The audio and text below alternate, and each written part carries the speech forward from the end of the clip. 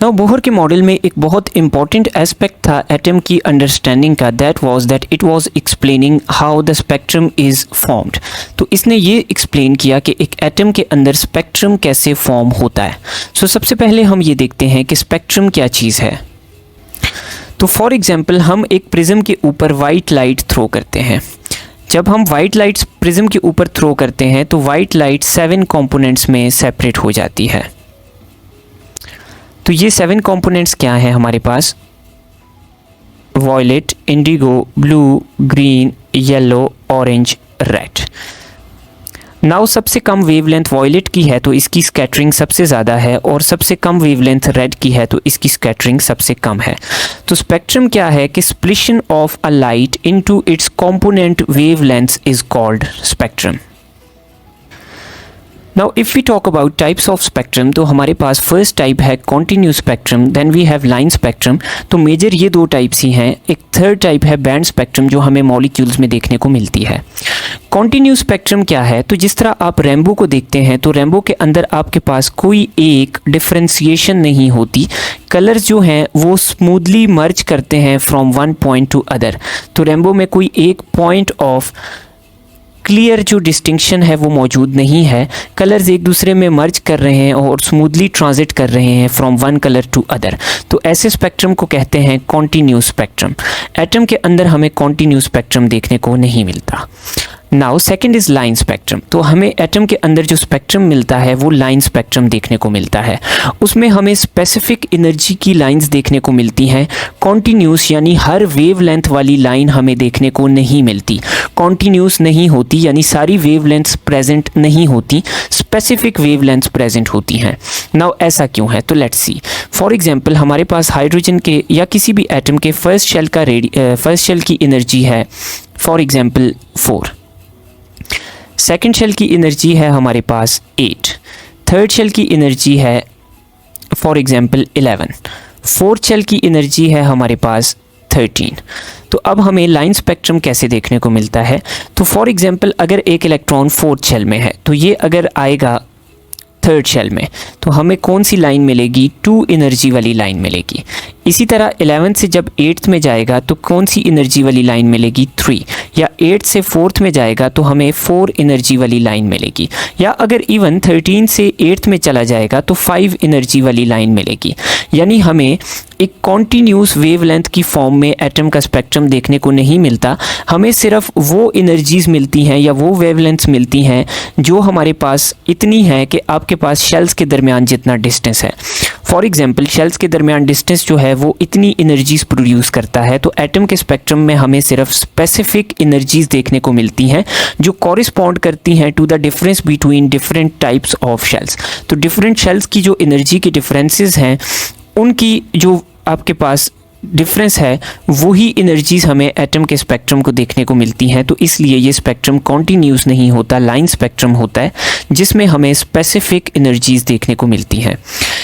Now molecule में spectrum है band spectrum. Band spectrum इस तरह है कि हमारे पास ना तो कॉन्टिन्यूस है ना तो बिल्कुल लाइन स्पेक्ट्रम है, बल्कि हमें कुछ कॉन्टिन्यूस बैंड्स मिलते हैं, फिर बीच में गैप मिलता है, फिर कुछ बैंड्स मिलते हैं।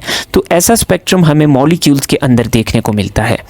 Now since we are studying atomic spectrum तो हम लाइन स्पेक्ट्रम को फर्दर कंटिन्यू करते हैं। तो एटम का स्पेक्ट्रम 2 तरह का है, line absorption spectrum and line emission spectrum. Now let's see कि लाइन एब्जॉर्प्शन स्पेक्ट्रम क्या है और लाइन एमिशन स्पेक्ट्रम क्या है।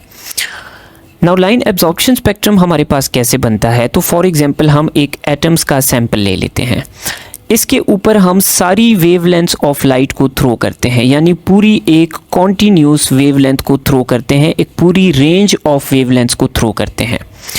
अब इस पूरी रेंज ऑफ वेवलेंथ्स में कुछ वेवलेंथ्स ऐसी हैं जिनको एटम एब्जॉर्ब कर सकता है, एटम सारी वेवलेंथ्स को एब्जॉर्ब नहीं कर सकता। फॉर एग्जांपल मैंने इसके ऊपर एक रेंज ऑफ लाइंस यानी रेंज ऑफ वेव्स थ्रो की जो हमारे पास जिनकी एनर्जी रेंज करती है फ्रॉम 0 to 100। अब इसमें अगर एटम को मैं देखूं तो एटम्स के हमारे पास फॉर एग्जांपल 3 शेल्स ले लेते हैं। एक शेल की एनर्जी है 5, दूसरे की है 10, तीसरे की है 12। अब हमारे पास एटम के अंदर कौन सी लाइंस एब्जॉर्ब हो सकती हैं?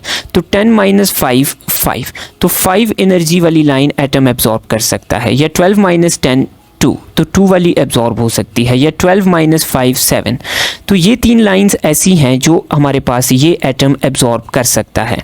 तो जब हमारे पास 0 से 100 वाली हम लाइंस को थ्रो करेंगे तो उसमें से 2, 5 और 7 वाली एब्जॉर्ब हो जाएंगी। तो एब्जॉर्प्शन स्पेक्ट्रम में हमें क्या नज़र आएगा? तो एब्जॉर्प्शन स्पेक्ट्रम में हमने 0 से 100 वाली लाइंस थ्रो की थी। तो अब ये जो 0 से 100 वाली लाइंस हैं ये सारी की सारी बाहर आके स्पेक्ट्रोमीटर पे शो होंगी, लेकिन 2, 5 और 7 वाली जो लाइंस हैं वो क्या हो चुकी हैं? वो एब्जॉर्ब हो चुकी हैं। इसलिए हमें क्या नज़र आएगा? हमें ऐसा स्पेक्ट्रम नज़र आएगा कि पूरा स्पेक्ट्रम ब्राइट होगा, पूरे का पूरा स्पेक्ट्रम हमें ब्राइट नज़र आएगा।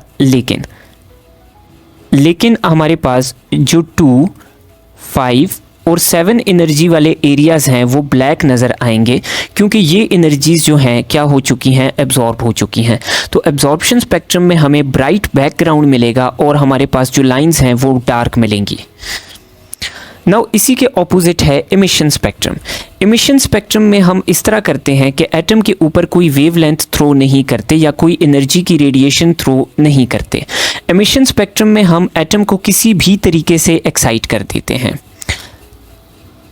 चाहे हम हीट दे के एक्साइट करें या किसी और तरीके से एक्साइट करें, तो हम एटम को एक्साइट कर देते हैं। जब एटम एक्साइट होता है तो ये नीचे वाले शेल से किसी भी ऊपर वाले शेल में आ सकता है।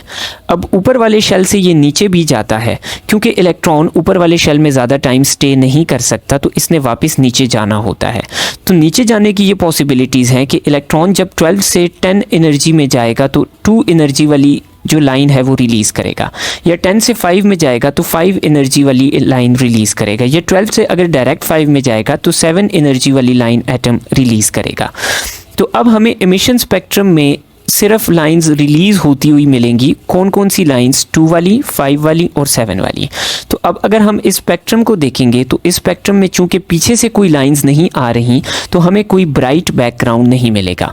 इस स्पेक्ट्रम में स्पेक्ट्रोमीटर सिर्फ 2, 5 और 7 को डिटेक्ट कर रहा है। एब्जॉर्प्शन में स्पेक्ट्रोमीटर 2, 5 और 7 वालियों को डिटेक्ट नहीं कर रहा था, क्योंकि वो एब्जॉर्ब हो चुकी थी। इसमें 2, 5 और 7 इमिट हो रही हैं, इसलिए स्पेक्ट्रोमीटर सिर्फ 2, 5 और 7 को डिटेक्ट करेगा। इसलिए हमें 2 पे एक ब्राइट लाइन नज़र आएगी, 5 पे एक ब्राइट लाइन नज़र आएगी और 7 पे एक ब्राइट लाइन नज़र आएगी। तो अगर हम सेम एटम लें और उसका एब्जॉर्प्शन स्पेक्ट्रम देखें तो एब्जॉर्प्शन स्पेक्ट्रम में ब्राइट बैकग्राउंड और ब्लैक लाइंस होंगी, जबकि उसी एटम का अगर हम एमिशन स्पेक्ट्रम देखें तो एमिशन स्पेक्ट्रम में सेम जगहों पे लाइंस होंगी, लेकिन जो बैकग्राउंड है वो ब्लैक होगा और लाइंस जो हैं वो ब्राइट होंगी। So this is how a spectrum is formed in any atom. Next lecture में हम देखेंगे कि हाइड्रोजन का स्पेक्ट्रम कैसा है और इसके ऊपर मज़ीद बोहर के मॉडल में क्या क्या वर्क हुआ। Thank you.